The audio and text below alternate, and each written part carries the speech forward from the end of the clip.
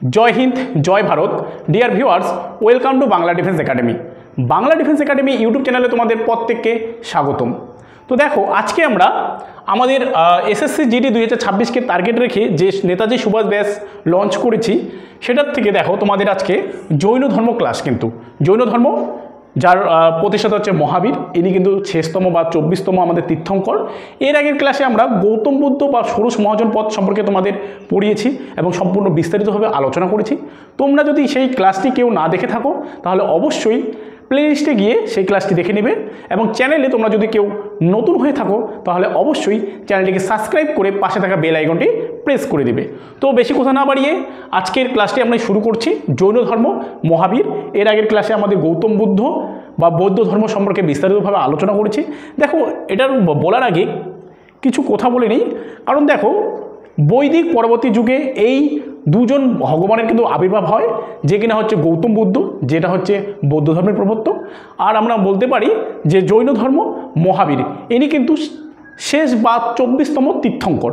ঠিক আছে, তো এই যে জৈন ধর্ম বা মহাবীর, আজকে এই জৈন ধর্ম মহাবীর সম্পর্কে তোমাদের বিস্তারিতভাবে আলোচনা করব, প্লাস গৌতম বুদ্ধ ষোড়শ মহাজন পথ, এছাড়াও জৈন ধর্মের যে গুরুত্বপূর্ণ এমসিকিউ রয়েছে সেগুলো কিন্তু আমরা ক্লাসের শেষে আলোচনা করব। তো চলো শুরু করি ক্লাসটি। তো দেখো, জৈন ধর্ম, জৈন ধর্মের প্রতিষ্ঠাতা যদি আমরা বলি, মেন প্রতিষ্ঠাতা বলা হয় যে মহাবীরকে। কে? মহাবীর। দেখো, জৈন ধর্মের প্রথমে রয়েছে আমাদের তীর্থঙ্কর। তীর্থঙ্কর কাদের বলা হয় বলো তো? দেখো, তীর্থঙ্কর যারা তীর্থঙ্করদের মেনে চলেন।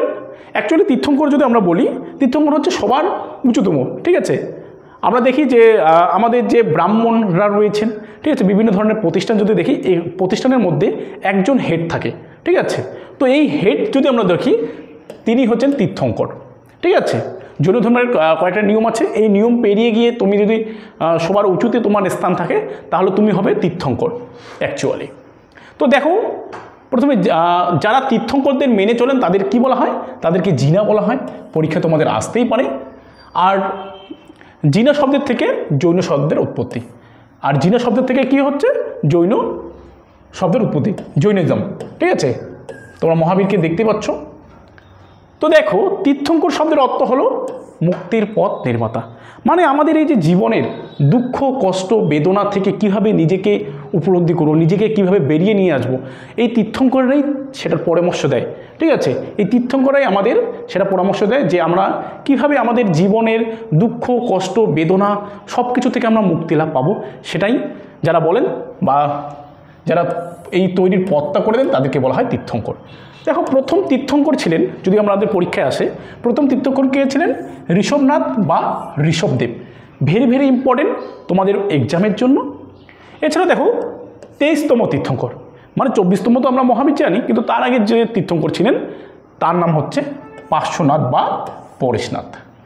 দেখো, তিনি ছিলেন অ্যাকচুয়ালি কাশীর রাজপুত্র এবং জৈন ধর্মের প্রথম ঐতিহাসিক ব্যক্তি। এটা কিন্তু তোমাদের পরীক্ষায় দেয়। বোঝা গেল? নেক্সট দেখো, মহাবীর। মহাবীর সম্পর্কে আমরা বিস্তারিতভাবে জানবো। দেখো, মহাবীর কি? জৈন ধর্মের প্রধান প্রতিষ্ঠাতা হলেন মহাবীর। কি বললাম? জৈন ধর্মের প্রধান প্রতিষ্ঠাতা হচ্ছেন মহাবীর, যে কিনা 24তম তীর্থঙ্কর। কততম? 24তম, বা আমরা যদি বলি শেষতম তীর্থঙ্কর। এনার পরে আর কোনো তীর্থঙ্কর কিন্তু ছিল না। এর বাল্য নাম যদি দেখি, মানে ছোটবেলাকার নাম বর্ধমান। তাহলে বাল্য নাম কি? ছোটবেলাকার নাম বর্ধমান। পিতাকে পিতা সিদ্ধার্থ, মাতাকে মাতা ত্রিশলা দেবী, স্ত্রী কে ছিলেন? যশোদা, আর সন্তানকে প্রিয়দর্শনা। এবার দেখো, জামাতার নাম। জামাতা বলতে জামাই, আমরা বলি কি জামাই বা জামাতা। জামাতা হচ্ছে মেয়ের, তার যে মেয়ে ছিল তার মেয়ের বরকে বলা হয় জামাই। জামাইয়ের নাম আবার কি? জামালি। এই জামালি হচ্ছে, আমরা যদি দেখি, মহাবীরের প্রথম শিষ্য। বোঝা গেল? তাহলে মহাবীরের প্রথম শিষ্যকে, তার যে জামাই নাম হচ্ছে জামালি, তিনি হচ্ছেন মহাবীরের প্রথম শিষ্য। তো মহাবীর হচ্ছেন তীর্থঙ্কর, 24তম তীর্থঙ্কর বা শেষতম তীর্থঙ্কর। পরীক্ষায় আসে তোমাদের। এবার দেখো, জন্মকাল। মহাবীরের জন্মকাল সম্পর্কে জেনে নিই। দেখো, 540 কিংবা 599 খ্রিস্টপূর্বাব্দে। অ্যাকচুয়ালি এটা নিয়ে ঐতিহাসিক মহলে কি রয়েছে? মতভেদ রয়েছে। কেউ বলেন যে 540 খ্রিস্টপূর্বাব্দে, কেউ বলেন 599 খ্রিস্টপূর্বাব্দে। বলতে আমরা যদি বুঝি যে যীশু খ্রিস্টের জন্মের পূর্বে, কি বললাম, যীশু খ্রিস্টের জন্মের পূর্বে যে সালগুলো গণনা করা হয় সেগুলোকে বলা হয় খ্রিস্টপূর্বাব্দ। যীশু খ্রিস্টের জন্মের পরবর্তীকালে মানে এখনকার যে সময়টা সেটা হচ্ছে খ্রিস্টাব্দ কিন্তু বলা হয়। তো দেখো তিনি দিব্যজ্ঞান লাভ করেছিলেন কীভাবে? মাত্র 30 বছর বয়সে মহাবীর কিন্তু গৃহত্যাগ করেছিল, মানে বাড়ি ছেড়ে তিনি এই যে দুঃখ দুর্দশা বেদনা এটার থেকে কীভাবে মুক্তি লাভ করবে মানুষরা, তার চিন্তাধারা কিন্তু তিনি বেরিয়ে গেছিলেন। এবং দীর্ঘ 12 বছর তিনি তপস্যার পর নিগ্রন্থ বা আমরা যদি বলি বন্ধন মুক্ত হন, ঠিক আছে, এবং তিনি দিব্যজ্ঞান কিন্তু লাভ করেন। 12 বছর সময় লেগেছিল তার এগুলো জানার বিষয়, ঠিক আছে, 12 বছর লেগেছিল এই যে সব কিছু করার জন্য তার। এইভাবে প্রথমে তিনি কৈবল্য বা সর্বজ্ঞ, এবং তারপর তিনি জিন এবং জিতেন্দ্রীয়, এবং সর্বশেষে তিনি মহাবীর হন, ঠিক আছে। তাহলে মহাবীরের আমরা আসল নাম বা বাল্য নাম দেখলাম কি বর্ধমান, কিন্তু পরবর্তীকালে তিনি মহাবীর এটা কিন্তু তাকে নাম দেওয়া হয়েছিল, কারণ যারা তীর্থঙ্কর হয় তাদের বিশেষ একটা নাম দেওয়া হয়, ঠিক আছে। এরপরে যদি দেখি আমরা ধর্মপ্রচার, তিনি যখন দিব্যজ্ঞান লাভ করলেন বা পরম জ্ঞান লাভ করলেন বা তিনি বন্ধনমুক্ত হলেন, ঠিক আছে, তারপর তিনি কি করলেন, তার যে নিজ ধর্ম জৈন ধর্ম সেটা তিনি প্রচার করবেন। দেখো মহাবীর নিজে মিথিলা রাজ্য, মগধ রাজ্য, অঙ্গরাজ্য, কৌশল রাজ্য প্রভৃতি স্থানে তিনি তার নিজ ধর্ম প্রবর্তন কিন্তু করলেন। অ্যাকচুয়ালি আমরা যদি দেখি না, গৌতম বুদ্ধ আর মহাবীর কিন্তু সমসাময়িক ছিলেন, এবং তার সময়ে আরও যদি আমরা বলি যে সেই সময়কার রাজা কারা সমসাময়িক ছিলেন, আমরা যদি বলি অজাতশত্রু ছিলেন, তার যে পিতা বিম্বিসার তিনিও কিন্তু ছিলেন এই যে মহাবীর আর গৌতম বুদ্ধের সমসাময়িক রাজা, ঠিক আছে। এবার দেখো কোন কোন রাজন্যবর্গ তার এই যে ধর্মটা গ্রহণ করেছিলেন। দেখো বিম্বিসার, কি বললাম, হর্ষঙ্ক বংশের রাজা বিম্বিসার, হর্ষঙ্ক বংশের প্রতিষ্ঠাতাই কিন্তু এই বিম্বিসার, ঠিক আছে। এরপর দেখো তার ছেলে অজাতশত্রু, এবার দেখো চন্দ্রগুপ্ত মৌর্য, কলিঙ্গরাজ খারবেল, এরা কিন্তু পরবর্তীকালে নিয়েছিল। হ্যাঁ, আসল ছিল কি বলতো, বিম্বিসার আর অজাতশত্রু ছিলেন এই যে গৌতম বুদ্ধ আর মহাবীরের সমসাময়িক রাজা, ঠিক আছে। এবং প্রমুখ রাজন্যবর্গকে তিনি নিজ ধর্মে দীক্ষিত করেছিলেন, বোঝা গেল। এরপরে দেখো মৃত্যু, ঠিক আছে, মৃত্যুটা দেখে নিই। অনুমানিক 527 খ্রিস্টপূর্বাব্দে 72 বছর বয়সে মগধের অন্তর্গত রাজগীরের নিকটে পাবাপুরীতে তিনি স্বেচ্ছায় মৃত্যুবরণ করেছিলেন। এবার দেখো তার যে মৃত্যু হয় কত বছর বয়সে, 27 বছর বয়সে, 72 বছর বয়সে। আর আমরা দেখেছিলাম গৌতম বুদ্ধ 80 বছর বয়সে বৈশাখী পূর্ণিমা তিথিতে তিনি কিন্তু তার মৃত্যু হয়, ঠিক আছে। তিনি এই বৈশাখী পূর্ণিমা তিথিতে কিন্তু জন্মগ্রহণ করেছিলেন এবং বৈশাখী পূর্ণিমা তিথিতে তিনি কিন্তু মারা গিয়েছিলেন। কিন্তু আমরা যদি দেখি মহাবীর তিনি কিন্তু রাজগীরের নিকটে পাবাপুরীতে কিন্তু স্বেচ্ছায় মৃত্যুবরণ করেছিলেন, বোঝা গেল। এই যে মৃত্যুবরণ এগুলো কিন্তু পরীক্ষায় তোমাদের আসে, এবং জন্মস্থান, ঠিক আছে। আমরা যদি দেখি মহাবীর কুণ্ড গ্রামে কিন্তু জন্মগ্রহণ করেছিলেন। কি গ্রামে? কুণ্ড, কয়রস্য দন্তা নয়ড, কুণ্ড গ্রামে তিনি কিন্তু জন্মগ্রহণ করেছিলেন। এবার দেখো তার নীতি, চতুর্জাম নীতি, নীতিটা কি? অহিংসা। আমরা যদি দেখি গৌতম বুদ্ধের যে বৌদ্ধ ধর্ম রয়েছে এবং জৈন ধর্ম রয়েছে পুরোটাই রিলেটেড কিন্তু রয়েছে।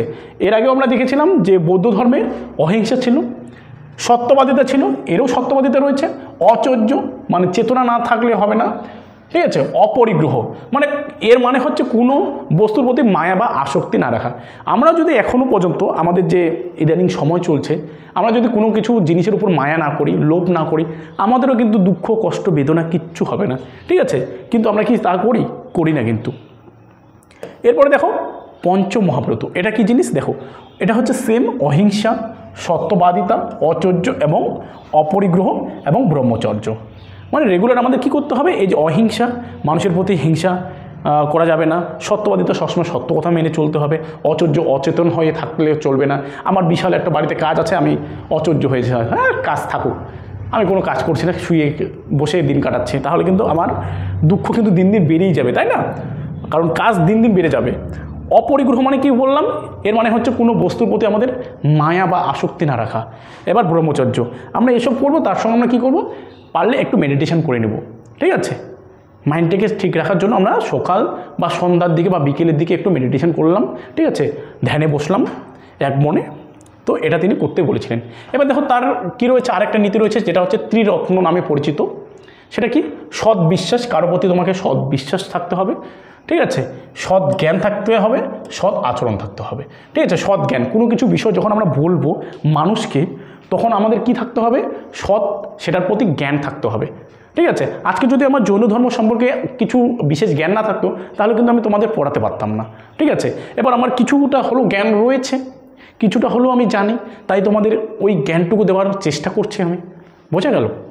এবার হচ্ছে সৎ আচরণ। কোনো মানুষের প্রতি তোমাকে সবসময় সৎ আচরণটা করতে হবে। দেখো, তুমি যেমন আচরণ করবে মানুষের প্রতি, মানুষও কিন্তু তোমাকে সেটাই রিটার্ন কিন্তু দিবে। ঠিক আছে, এবার কাউকে তুমি যদি গালি দাও, সেও কিন্তু তোমাকে কি করবে, পরিবর্তে কিন্তু গালি দিবে। ঠিক আছে, তো মানুষের প্রতি সবসময় কী করতে হবে, সৎ আচরণ করতে হবে। এবার দেখো কি রয়েছে, সর্বপ্রাণবাদ। সেই জিনিসটা কি, প্রথমে হচ্ছে কৃচ্ছ সাধন, মৃতব্যয়িতা এবং পবিত্রতা রক্ষা, মৃতব্যয়িতা এবং পবিত্রতা রক্ষা। এবার দেখো কৃচ্ছ সাধন জিনিসটা কি, আমি একটু বোঝানোর চেষ্টা করছি তোমাদের। কোনো জিনিসের প্রতি আসক্তি না রাখা। ঠিক আছে, ধরো আমার কিছু একটা হারিয়ে গেছে, কোনো একটা জিনিস হারিয়ে গেছে, এবং সেটা নিয়ে যদি আমি সারাদিন রাত চিন্তাভাবনা করি, কেউ আমাকে ডাকছে সেটাও আমি বুঝতে পারছি না, আমি ওটা নিয়েই সারাদিন পড়ে আছি, তাই না? বা এটা অন্য কিছু হতে পারে, প্রেম ভালোবাসার দিকেও হতে পারে, কেউ আমাকে ছেড়ে চলে গেছে, আমি তার নিয়েই সারাদিন বসে আছি, দিন নাই মাস নাই বছর কা বছর তার নিয়ে পড়ে থাকলে তো হবে না, তাই না? তো এটা কোনো মানুষের প্রতি একবারে যে আসক্ত হওয়া, সেটা রাখা যাবে না। ঠিক আছে, এবার জৈন ধর্ম বিভাজন। ঠিক আছে, জৈন ধর্ম বিভাজন যদি আমরা দেখি, এই যে জৈন ধর্মের বিভিন্ন কাউন্সিলিং হয়, কাউন্সিলিং বলতে হচ্ছে আমরা যদি দেখি সম্মেলন হয়। আমরা দেখেছিলাম এর আগের ক্লাসে বৌদ্ধ ধর্মের টোটাল 4টা সম্মেলন ছিল, তাই না? অজাতশত্রু করেছিলেন, কালাশোক করেছিলেন, তারপর অশোক করেছিলেন, এবং আমরা যদি দেখি কী করেছিলেন, কুষাণ রাজা হচ্ছে কনিষ্ক করেছিলেন, টোটাল 4 জন করেছিলেন। এবার আমরা যদি দেখি প্রথম জৈন সম্মেলন, টোটাল 2টো জৈন সম্মেলন দেখব। তারা মানে কারা কী করবে, খ্রিস্টীয় 3য় শতাব্দীতে বা শতকে আমরা যদি দেখি 300 খ্রিস্টপূর্বাব্দে বা শতকে পাটলিপুত্রের প্রথম জৈন সম্মেলন কিন্তু অনুষ্ঠিত হয়। কে করবে এই জৈন সম্মেলন? দেখো, এই জৈন সম্মেলনটা হবে কে, মৌর্য যুগে। কোন যুগে? মৌর্য যুগে। আর দেখব কে করবেন, চন্দ্রগুপ্ত মৌর্য। অ্যাকচুয়ালি যে মৌর্য বংশ রয়েছে, আমাদের মৌর্য বংশের প্রতিষ্ঠাতা কে, এই চন্দ্রগুপ্ত মৌর্য। চন্দ্রগুপ্ত মৌর্য কিন্তু এই জৈন সম্মেলনটা আহ্বান করবেন। এই সম্মেলনের সভাপতিত্ব করবেন কে, স্থূলভদ্র। কী নাম? স্থূলভদ্র। এই সম্মেলনে জৈন ধর্ম 2টি সম্প্রদায়ে বিভক্ত হবেন। এবার এই বিভক্তগুলো আমরা পড়ব। একটা হচ্ছে কি দিগম্বর, আর একটা হচ্ছে শ্বেতাম্বর। প্রথম জৈন সম্মেলনে আমরা যদি দেখি দুটি সম্প্রদায়ে বিভক্ত হয়ে যাবে, একটা হচ্ছে দিগম্বর আর একটা হচ্ছে শ্বেতাম্বর। তো দেখো, দিগম্বরটা কি, ভদ্রবাহুর নেতৃত্বে যে সকল জৈন সন্ন্যাসী নগ্নতাকে গ্রহণ করে বস্ত্রত্যাগের কথা দক্ষিণ ভারতে প্রচার করেন, তাদেরকে দিগম্বর বলা হয়। তার মানে যেই সন্ন্যাসীরা নগ্নতাকে গ্রহণ করবেন এবং বস্ত্রত্যাগের কথা বলবেন, অ্যাকচুয়ালি এটা দক্ষিণ ভারতের দিকে হয়েছিল। এই দক্ষিণ ভারতে যে প্রচার করেছিলেন এই ধর্মটা, ঠিক আছে, তাদেরকে বলা হয় দিগম্বর। আর শ্বেতাম্বরটা কি, দেখো, স্থূলভদ্রের নেতৃত্বে যে সকল জৈন সন্ন্যাসী পার্শ্বনাথের ন্যায় শ্বেতবস্ত্র পরিধানকে গ্রহণ করে উত্তর ভারতে এই আদর্শ প্রচার করেন, তাদেরকে কি বলা হয়, শ্বেতাম্বর কিন্তু বলা হয়। তোমরা চিত্রের মাধ্যমে দেখতে পাচ্ছ, এরা হচ্ছে শ্বেতাম্বর ধর্মাবলম্বী, এরা হচ্ছে দিগম্বর। অ্যাকচুয়ালি আমরা যদি দেখি না, আগে তো একটাই ছিল, যখন ভগবান মহাবীর ছিল তখন তো একটাই ছিল, কিন্তু ভগবান মহাবীর পরলোক গমন করার পর তাদের যে শিষ্যগুলো ছিল তাদের মধ্যে মতপার্থক্য দেখা দেয়। ঠিক আছে, বোঝা গেল, তাদের মধ্যে কি দেখা দেয়, মতপার্থক্য দেখা দেয়। এবং মতপার্থক্যের ফলে আমরা দেখব প্রথম জৈন সম্মেলনে 2টি ভাগে বিভক্ত হয়ে যাবে, একটা শ্বেতাম্বর, একটা দিগম্বর। ঠিক আছে, এই যে দিগম্বর যারা হচ্ছে নগ্নতাকে নিয়েছিল, বস্ত্রত্যাগের কথা বলেছিল, তাদেরকে দিগম্বর বলা হয়। আর যারা হচ্ছে শ্বেত বস্ত্র পরিধান করেছিল উত্তর ভারতে, বেসিক্যালি এটা উত্তর ভারতে, এটা দক্ষিণ ভারতে কিন্তু এই ধর্ম প্রচার করা হয় মহাবীরের পরবর্তীকালে। এবার দেখো দ্বিতীয় জৈন সম্মেলন, ভেরি ভেরি ইম্পর্টেন্ট। দেখো কি রয়েছে, 513 খ্রিস্টপূর্বাব্দে গুপ্ত যুগের বলভিতে, আগেরটা দেখলাম মৌর্য যুগে, এটা হচ্ছে গুপ্ত যুগের বলভিতে, বর্তমানে আমরা যদি দেখি গুজরাটে, বর্তমানে কোথায়, গুজরাট রাজ্যে দ্বিতীয় জৈন সম্মেলন অনুষ্ঠিত হয়। জৈনদের প্রধান ধর্মগ্রন্থ যদি আমরা দেখি, দ্বাদশ অঙ্গের পূর্ণ মূল্যায়ন করে দ্বাদশ উপাঙ্গ নামে আরও কিন্তু 12টি অনুশাসন কিন্তু যোগ করা হয়েছিল এই দ্বিতীয় জৈন সম্মেলনে। বোঝা গেল? তার প্রথমটা হলো মৌর্য যুগে চন্দ্রগুপ্ত মৌর্য করলো, আর দ্বিতীয়টা হচ্ছে আমাদের গুপ্ত যুগে হয়েছিল। ঠিক আছে, এবার দেখো জৈন স্থাপত্য বা ভাস্কর্য। বোঝা গেল? দেখে নিই কী রয়েছে। পাবাপুরী রাজগৃহ মন্দির কোথায় রয়েছে? বিহারে রয়েছে। পরীক্ষায় তোমাদের আসতেই পারে যে পাবাপুরী বা রাজগৃহ মন্দির কোথায় রয়েছে, তাহলে বিহারে অবস্থিত। হাতিগুম্ফা, বাঘগুম্ফা, উদয়গিরি এবং খণ্ডগিরি এটা কোথায় রয়েছে? উড়িষ্যা রাজ্যের মধ্যে রয়েছে। গোমতেশ্বর বাহুবলী মূর্তি এটা শ্রাবণ বেলগোলায় বলতে আমরা যদি দেখি মহীশূর, বর্তমান নাম হচ্ছে কর্ণাটক রাজ্যের মধ্যে কিন্তু এই স্থাপত্য বা ভাস্কর্যগুলো কিন্তু জৈন ধর্মের রয়েছে। ঠিক আছে, তো দেখো এই গেল জৈন ধর্ম সম্পর্কে বিস্তারিত বিবরণ। ঠিক আছে, এবার এই যে জৈন ধর্ম, বৌদ্ধ ধর্ম এবং ষোড়শ মহাজন পদ থেকে কি কি গুরুত্বপূর্ণ প্রশ্ন পরীক্ষায় তোমাদের আসতে পারে, ঠিক আছে, পরীক্ষার জন্য ইম্পর্টেন্স, সেগুলো নিয়ে এখন আমরা আলোচনা করব। তো প্রথম প্রশ্ন কি রয়েছে দেখো, নিম্নলিখিত কোনটি কুরু মহাজন পদের রাজধানী? এর আগে আমরা ষোড়শ মহাজন পদের 16টা রাজ্য সম্পর্কে পড়েছিলাম এবং তাদের রাজধানী পড়েছিলাম এবং বর্তমান যে অবস্থান সেটা সম্পর্কে কিন্তু পড়েছিলাম। তো দেখো নিম্নলিখিত কোনটি কুরু মহাজনপদের রাজধানী? অপশনগুলো দেখে নিই। ইন্দ্রপ্রস্থ, মথুরা, রাজগৃহ, বৈশালী। তো কোনটা হবে? আমরা সকলেই জানি অপশন নম্বর এ কিন্তু আমাদের এখানে সঠিক অ্যান্সার হবে ইন্দ্রপ্রস্থ। ঠিক আছে, কুরু, আমরা জানি কুরুক্ষেত্রের যুদ্ধ হয়েছিল, তাই না? মহাভারতে রয়েছে কুরুক্ষেত্রের যুদ্ধ 18 দিন ধরে চলেছিল, তাই না? এরপরে দেখো ষোড়শ মহাজনপদ এর দুটি গণতান্ত্রিক বা প্রজাতান্ত্রিক জনপদ হলো। ষোড়শ মহাজনপদের দুটি গণতান্ত্রিক বা প্রজাতান্ত্রিক জনপদ হলো। এটা সম্পর্কে তোমাদের বলেছিলাম। প্রজাতান্ত্রিক মানে কি? নির্বাচনের মাধ্যমে রাজাকে নির্বাচন করা হয়, আর বাকিরা ছিল অ্যাকচুয়ালি রাজতান্ত্রিক, তাই না? রাজার পর রাজা, মানে রাজার ছেলে রাজা হবে। কিন্তু এখানে না দুটো যে ষোড়শ মহাজনপদ রয়েছে তার মধ্যে এখানে প্রজারাই নির্বাচন করবে যে রাজা কে হবে। ঠিক আছে, তো দেখো অপশনগুলো রয়েছে কি? অশ্ম ও মগধ, বৈশালী এবং ইন্দ্রপ্রস্থ, ব্রিজি এবং মল্ল, মথুরা ও বৈশালী। তো আমাদের এখানে যদি দেখি অপশন নম্বর সি আমাদের এখানে সঠিক অ্যান্সার হবে। বিজি ও মল্ল এই দুটো কিন্তু গণতান্ত্রিক বা প্রজাতান্ত্রিক জনপদ ছিল সেই সময়কার। আর এই যে ষোড়শ মহাজনপদগুলোর মধ্যে আমরা যদি দেখি, হ্যাঁ, এখানে কোনো কিন্তু কেন্দ্রীয় রাজশক্তি ছিল না, সবাই সেপারেট ছিল। বোঝা গেল? নেক্সট প্রশ্ন দেখো, পরীক্ষায় বারবার আসে, লাইট অফ এশিয়া মানে এশিয়ার আলো নামে কে পরিচিত? অপশনগুলো দেখে নিই। মহাবীর, গৌতম বুদ্ধ, হর্ষবর্ধন, সম্রাট অশোক। তো অপশন নাম্বার কী হবে? অপশন নাম্বার বি কিন্তু এখানে আমাদের সঠিক অ্যান্সার হবে। গৌতম বুদ্ধকে লাইট অফ এশিয়া বলা হয়।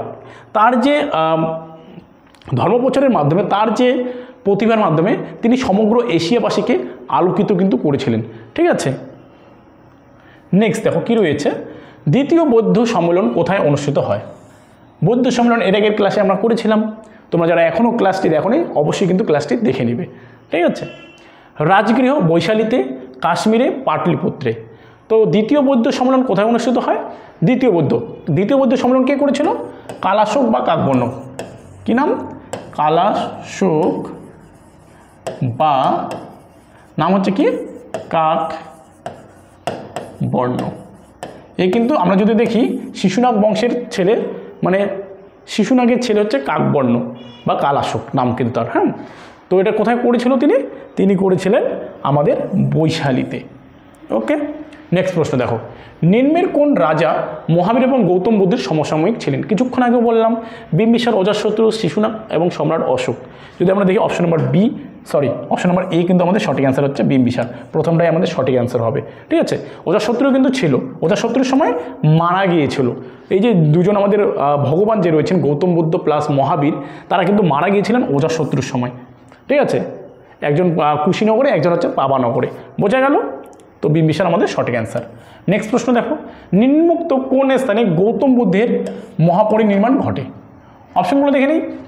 লুম্বিনী, কুশীনগর, কপিলাবস্তু, বুদ্ধগয়া। কিছুক্ষণ আগেই বললাম অপশন নম্বর বি আমাদের সঠিক অ্যান্সার কুশীনগর।